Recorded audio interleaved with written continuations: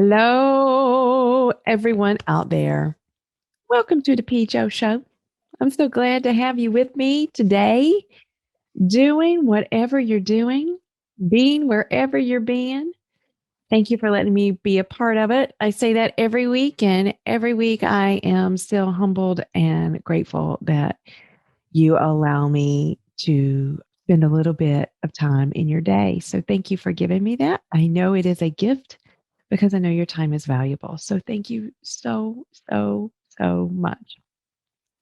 I I guess I'm having a day. I started tearing up there for a second. So I just got the feelings. So thank you guys for kind of witnessing that. I've been crying a lot lately.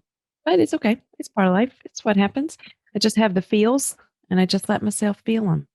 So today we're talking about something that I'm gonna be honest with you, with this, I kind of go back and forth, right? It's a word that forever kind of pissed me off.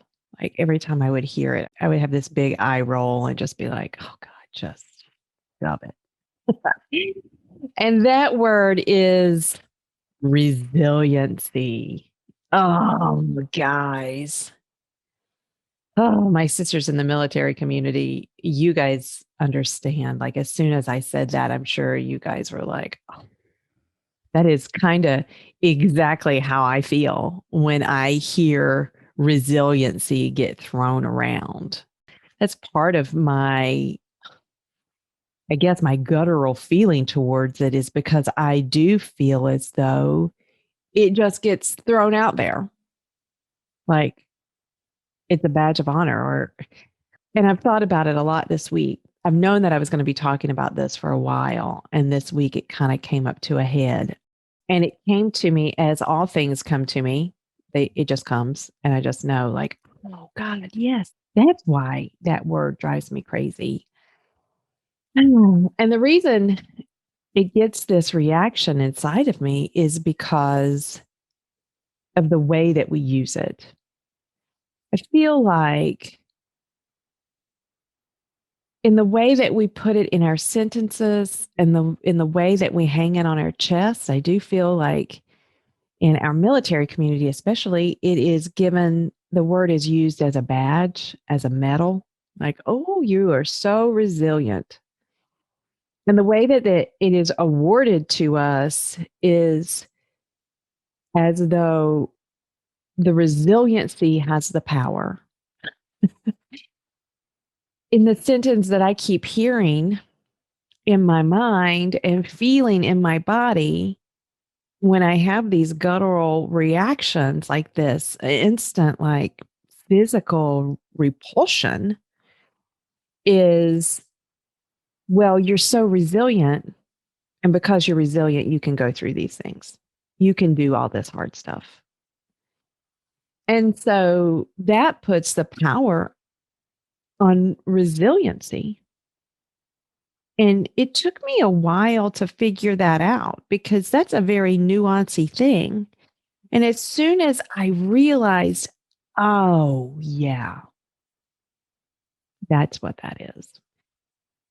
Because let me tell you something, I resist and I have a full body feeling reaction to anything that takes power away from me. If it takes power away from you, I have a pretty strong reaction to that. And here's the reason: for my whole life, I've felt weak. You know, we as women, especially,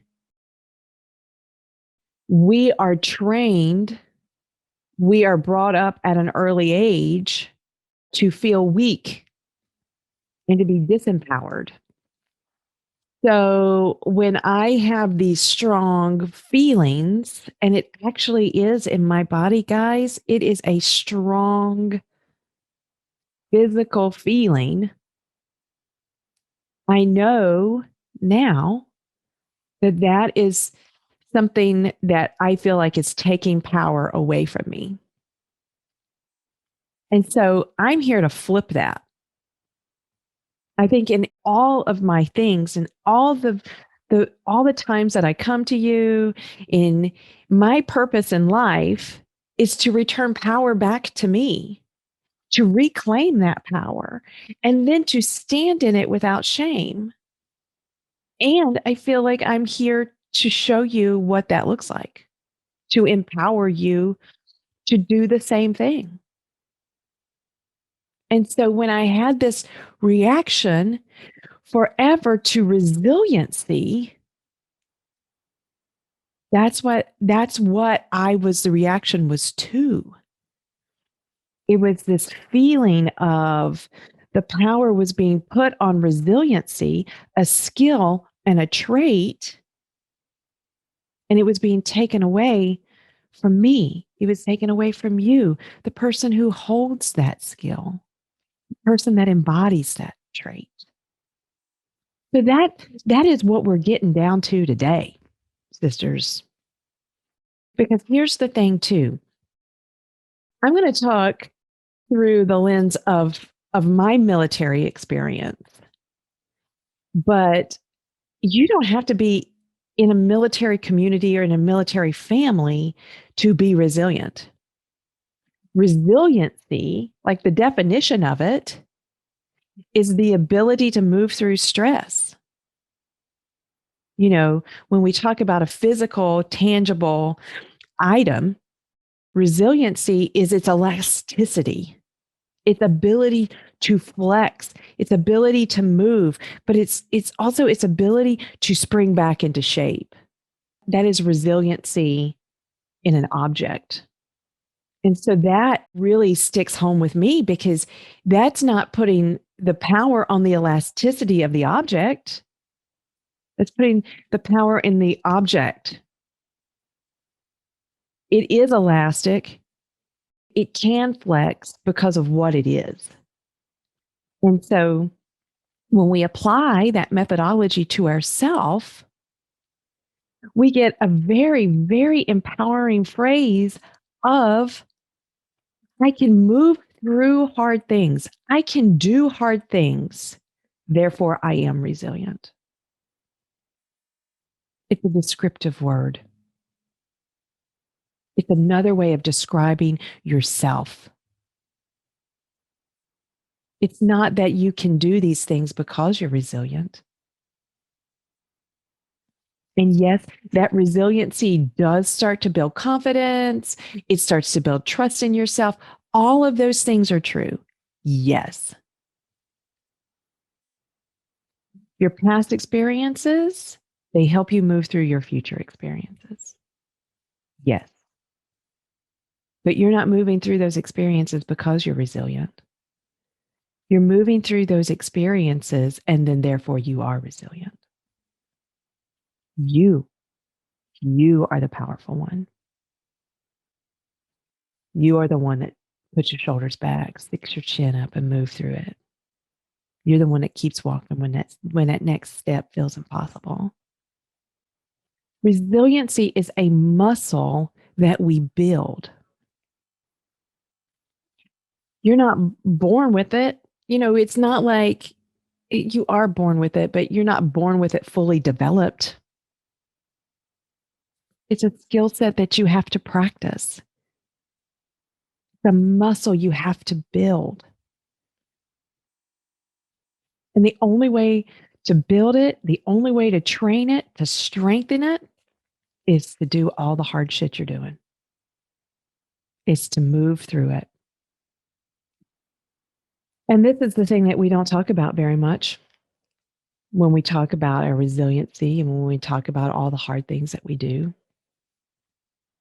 It's exhausting and it's hard. And if you had a choice in the matter, you might not choose to do it. But that's the other thing about the hard things that we do.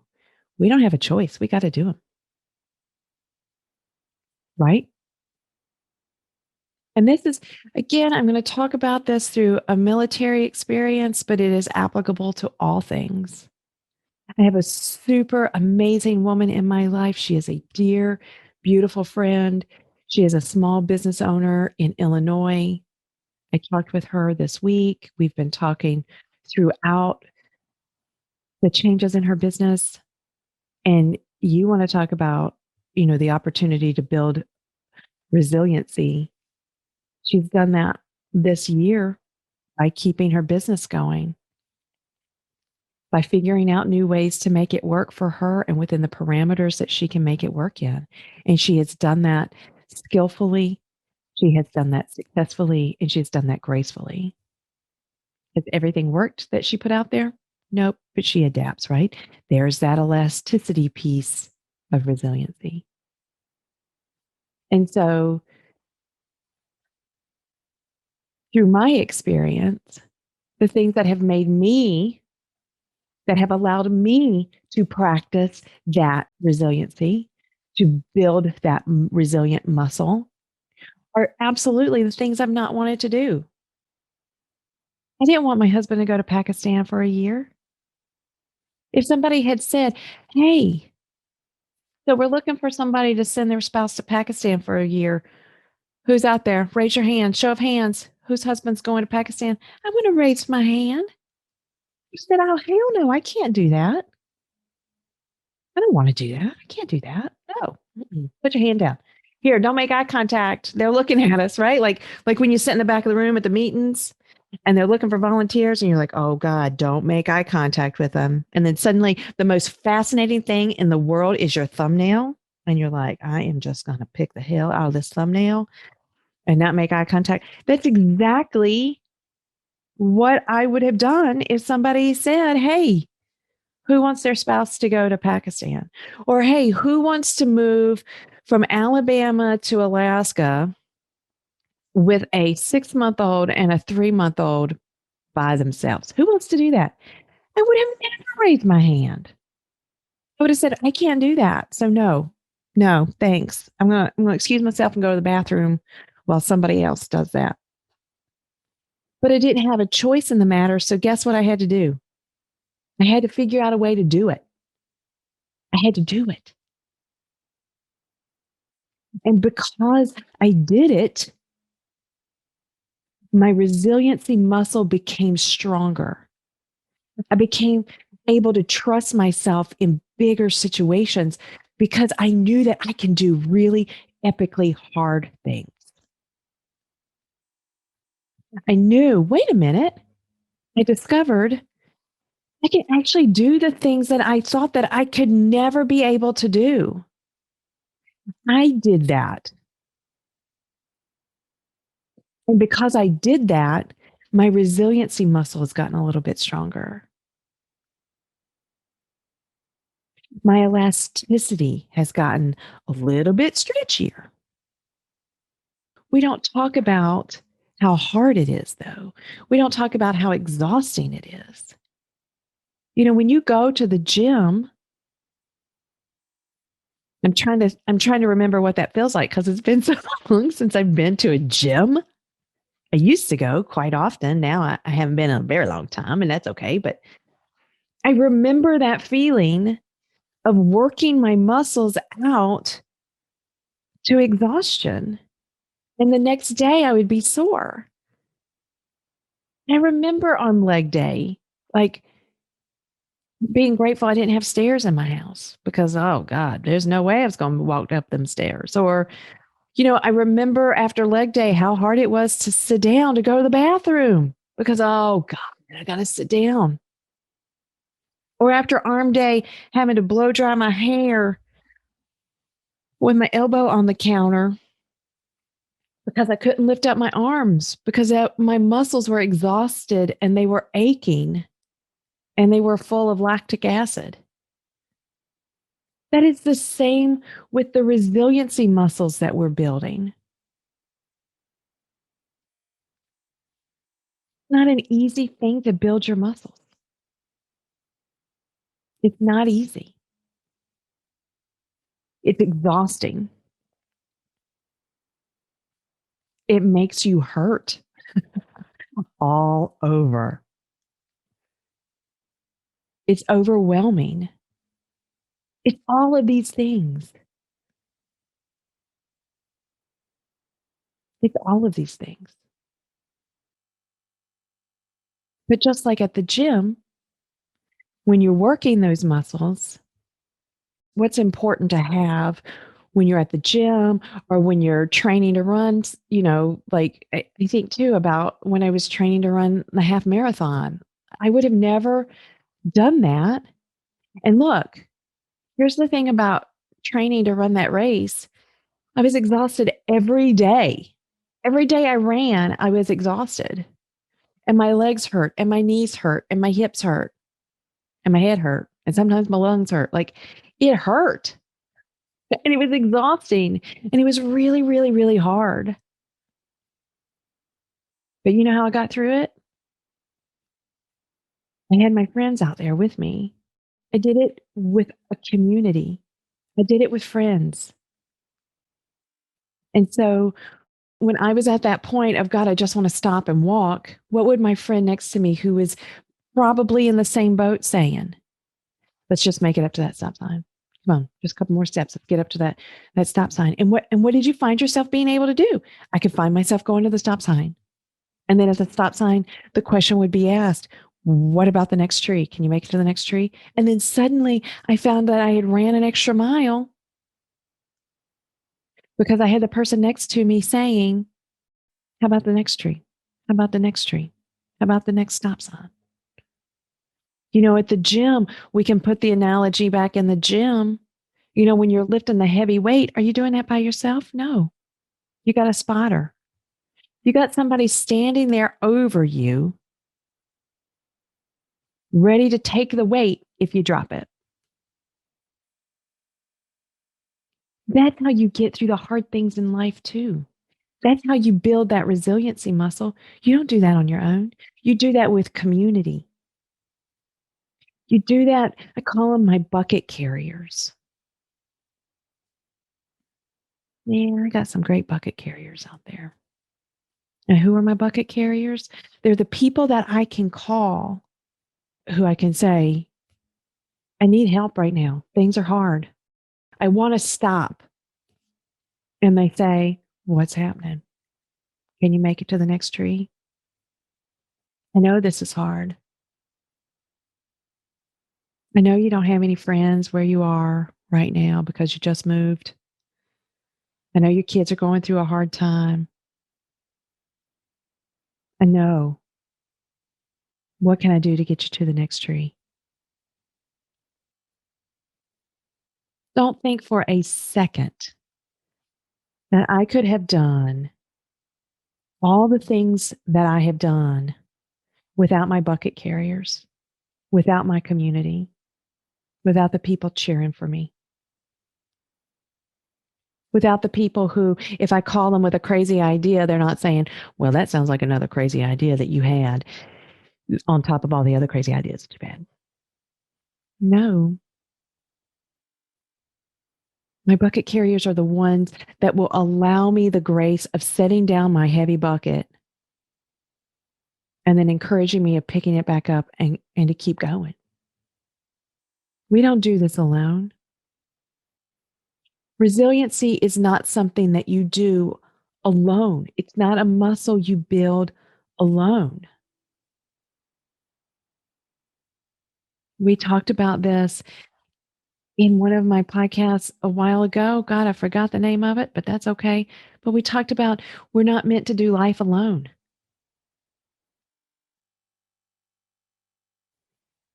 So as we go through these difficult things, look for the people who are in your community to help you with these things.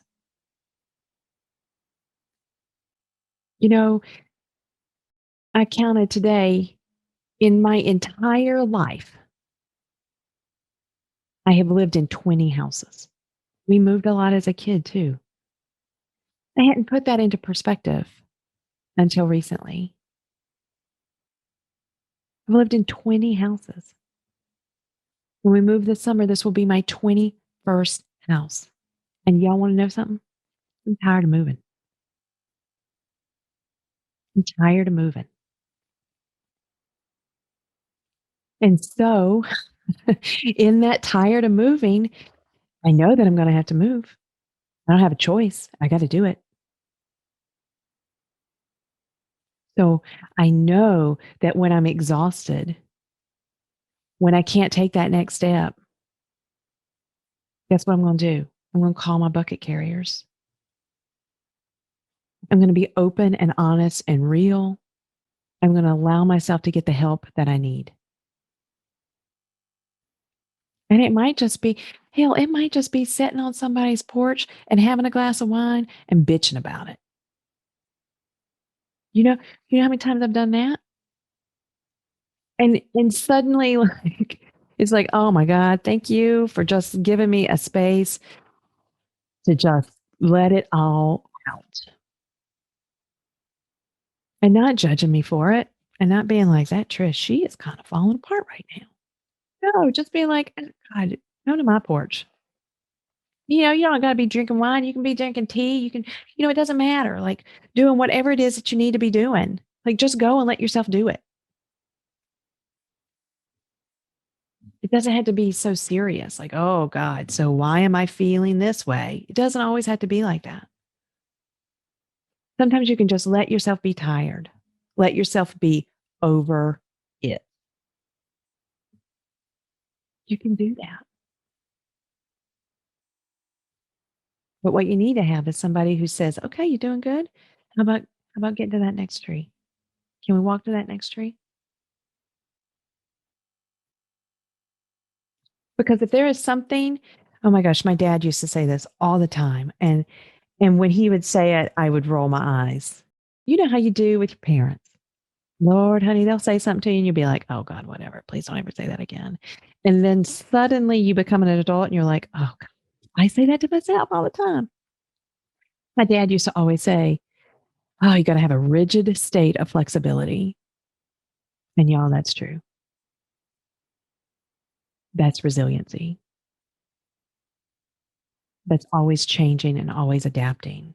That's that elasticity, right? I have no idea what's coming next. I might be stretched to the limit, but I know I'm going to bounce back in place. I'm going to expand. I'm going to be flexible. I'm going to maintain a rigid state of flexibility.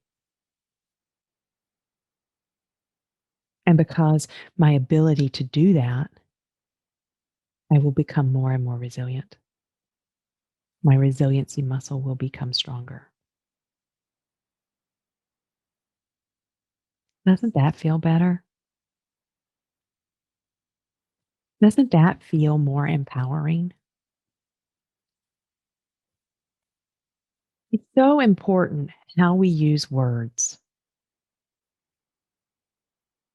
It is so important to sit down and examine and to look at the ways that we're talking to ourselves and the ways that we're using words. Because we might not even realize that we are making the word or the action or the skill or the trait more powerful than the person who holds it. Everything you have, all of your skills, all of your traits, all of your attributes, all of those things that you have them because you hold them. They are contained within this beautiful, epic, powerful package of you. You are not you because of them. You have them because you are you. Something to think about, something to reclaim your power. Okay, friends. I feel like I'm pretty wrapped up on that. I thought it was going to be a little bit more fiery. I'm going to be pretty honest with you. When I walked in here, I was all hot to trot and I was like, oh, hell no, it is going down. But it feels complete without the fire. Oh, interesting how that works out sometimes, isn't it? Okay, friends. I just want you to know if you're going through something, and Lord knows we're coming up on a move season, we're all going through something. Even if you're not going through a move season, you're going through something. Just remember, you have put yourself through everything that you've been through. You've gone through it. you have, my loves. You. And because of that, you are resilient. Because of that, you are a badass. We've talked about that too, right? But don't do it alone. Don't think you've got to do it alone. You need a community. If you need a bucket carrier, if you need somebody who's going to say, hey, it's Mother's Day and I know you're alone. You won't come over to my house? Look for those people in your life. They're there. They're already there. You just have to ask them, or you have to be open and honest enough to let them know that that's what you need. That you need that person to say, hey, let's make it to that next tree. Let's just run one more block. And then when you're at that block, you realize that you could have done it all, right? That's where we are in our lives. When you look back, you realize, oh my God, I've done this all along. It's been me. I can get by with a little help of my friends, right? There's a Beatles song for you. Now I'm going down a different tangent and we're going to be singing songs soon. So I'm going to leave you with that. Friends, I love you so much. Ooh, if you need somebody to help you out, just let me know. I'm here for you every time. Every time I'm here for you. But until then, keep plugging away. Keep building that resiliency muscle, friends. Remember, you're a powerful, powerful person. And I am so grateful to have spent some time with you today. I love you all. Keep being badasses. Bye, sisters.